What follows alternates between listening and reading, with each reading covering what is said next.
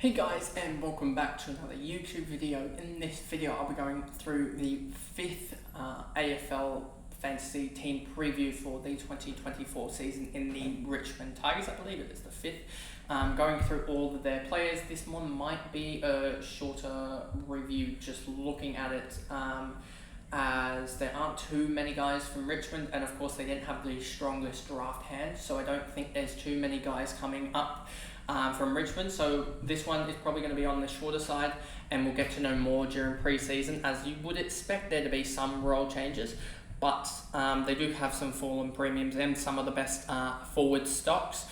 And I also don't like necessarily the look of some of their older players who are sort of getting past it in Nankervis and Dion Presio, etc. And you could see a return of Jacob Hopper to his best, but I didn't put that down in any of the notes. I just went through four of them, I believe, and then there weren't any rookies that I really liked the look of yet, but I haven't really done my research on the rookies that are not in the sort of top 20, 30 drafted, etc., as that was sort of how I set up for the draft in knowing the top 20 or so guys.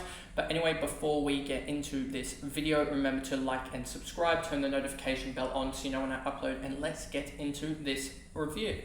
So, or preview, I guess. So as you can see here, I have all of the players up here: Tim Taranto, Shea Bolton, Daniel Rioli, etc. I've highlighted a couple of them, even though I didn't, for some of them, I didn't actually highlight them necessarily, but still did some background research, etc.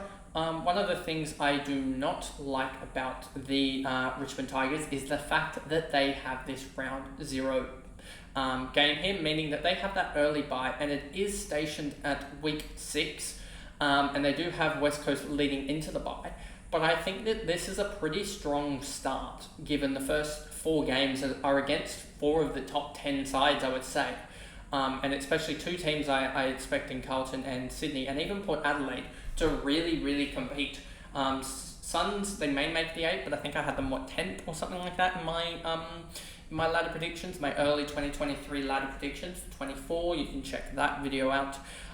So I think that they're going to face an early start, as well as they've got St Kilda as well, who are going to be not in that bottom 6. So they've got a really tough start aside from the Eagles. But outside that, I don't really see a way that you can get a Richmond guy in, except for this last 4 weeks. So there's that. Now let's actually go into the players here, and Tim Taranto is the first guy, and you can see his averages on the right here. He had a really good year last year, and I feel like with the early bye, there may be, and I think that there is a little bit of fear of missing out from last year, a little bit of a FOMO from last year with how he dominated in the first sort of 8 to 10 weeks. You can almost see pre-bye, he had no scores under 108, had a 109, 111, 114, and then the rest, a 117, and the rest were 120 pluses. He had 1, 2, 3, 4, 5, 6, 7, 8, 9 120 pluses in the first 14 weeks, and then had no 120 pluses for the rest of the year. So he really tailed off from his 118, 119, I think he started as. So there's that. But I think that 112 is basically his peak year. You can see in 2019 and then in 2023, both one at the Giants and then one at the Tigers. You can see his 22 numbers, 95, and his 2021, 107. So he does usually get close enough to the ton. So there's that. But he is just a straight midfielder this year. And that 112, I think, is a peak. And that is the reason why he's only 3.44% owned, rather than some other midfielders that are probably around the same price as him. I think he's 1.02 million. I believe if we just go here and just go out to all clubs, you'll see at 1.02 million. You got Gordon, who's probably higher owned than him. 18% owned at the moment, Gordon. I think that's way too high. You've got Jordan Dawson, 12.7% owned at 1.02, and then you'll have a little bit higher, Bontempelli, 30% owned. And then let's just check here, actually, at the same pricing range. You got Zach Merritt at the same pricing range as well, 7.6. So Tim Taranto is the lowest owned of that sort of crop. You can see that he is the lowest owned of anyone around that area. I think Rory, that could actually be interesting this year. But you can see, yeah, he is the lowest owned of any of these high premiums, and that is because of that early buy and that really peak that he's already eclipsed, basically. Next up, if you actually look at pricing wise, it's Toby Nankervis, but I don't have any info on him because he's a ruck. He's going to be, I would say, probably the 5th most selected ruck if you were to look at it. Only 1% owned at the moment, or 5th owned for most on field, as in like the R1, R2. As you got Brody Grundy, Jerry, Gawn. Well, he's probably 6th actually now looking at it. You got Gawn, Grundy, Jerry, Marshall, and English, and then you probably have Nankervis there as well at that. But he's only 1.1% owned with the early buy. There is no point selecting him as there is no upside. You might as well go Brody Grundy if you want the early buy type of ruckman, as Nankervis is not going to pretty much go up at all, priced at 102. Next guy to talk about is Jayden Short. Let me just bring up his numbers here. If I go quickly to Short, where is Jay? There we go. Got him, and then we'll bring up his numbers. AFL Fantasy. You'll see here that the numbers don't look too bright if you actually look at them. But he was down 5.4 on his average in 2022 of 97.9, as he was only at 92.5. I believe he did have an injury game, so if you take out the injury game, the 92.5 times by the 16 times 92.5 equals that, minus the 25, divide that by 15, and you're already getting back up to that 97, so he already is a 4.5 points per game uptick if you just take out the injury game, and will be interesting to see his role in this year, given that I expect him to return back to the that halfback role that he had previously. I'm just trying to see if he had any other injury games. That 85 doesn't look like an injury game to me, to be honest with you. At 77, so it's only really this 22% against Brisbane that is an injury game, as all of them are 75 to 70 to 85, which is what you sort of expect given his position and role in the side. So there was no other injury games to account for. He did have that, as I was saying, that mixture of that defender midfield role. If we look here at Jayden Short, 12%, but he did have this 8, 9, 10, 11, where he had some midfield time, and he went 102, 113, 99, 102. So one of his actual better stretches in which he went, 201, 303, and then 415. So that's an average of just shy of 104 across that month span in the heavy midfield. So that is a good plus 12 basically, or plus 11 on his season average. So there is that factor.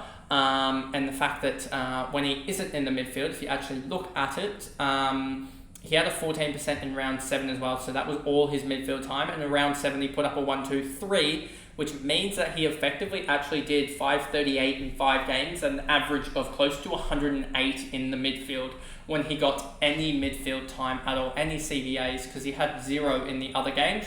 So maybe you actually want that Jayden Short midfielder, and I just don't really see it with Taranto, Hopper, Prestia. Shea Bolton could get it next year, given he's 53%. That'll be interesting to see what happens next year if Shea Bolton gets the huge midfield time. I didn't actually expect him to have that midfield time, to be honest with you, but we'll look at that when we get down to him, as my notes are actually now doing the further research, probably a little bit off for him. But yes, Jayden Short is one of those ones that could easily go off,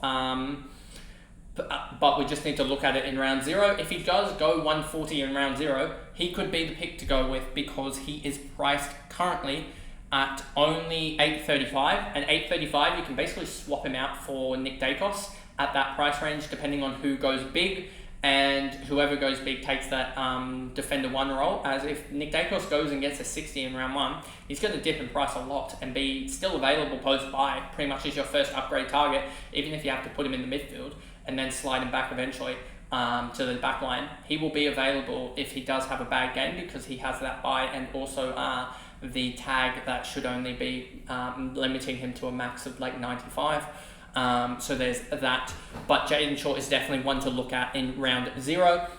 Next up on the list is Dusty Martin, one of the top forward averages this year, priced at 8.12. So around that Flanders and also the McRae and Caleb Daniel sort of price range. You've also got Dylan Moore around that. I believe Dylan Moore was $7.90, I believe, if I'm correct in saying that. Let me just check from that.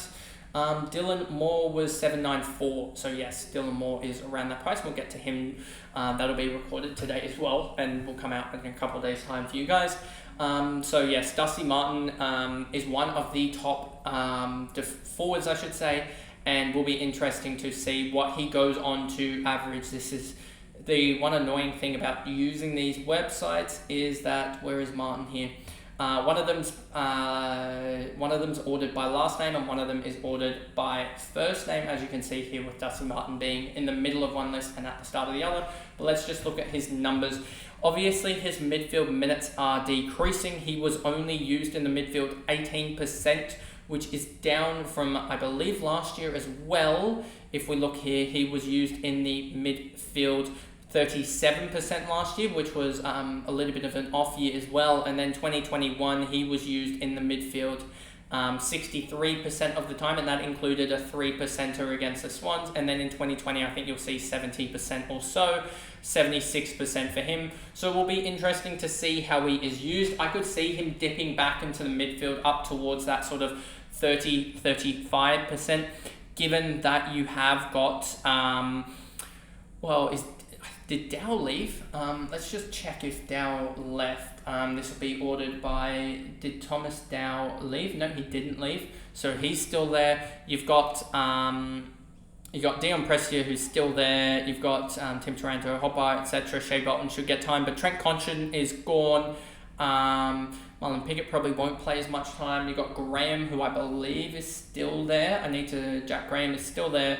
And then you got Ross and Bolter as well there, and Liam Baker took some time in the midfield. But you do have Trent Cotchin's minutes that have to go somewhere, and where they go is a big question. It could easily just be that we're looking at here, actually, he basically just took out Hopper's midfield minutes. Whenever Hopper didn't play, he was the next midfielder in. So there's that for those people looking at where Trent Cotchin's minutes will go. They will just go to Hopper, it looks like.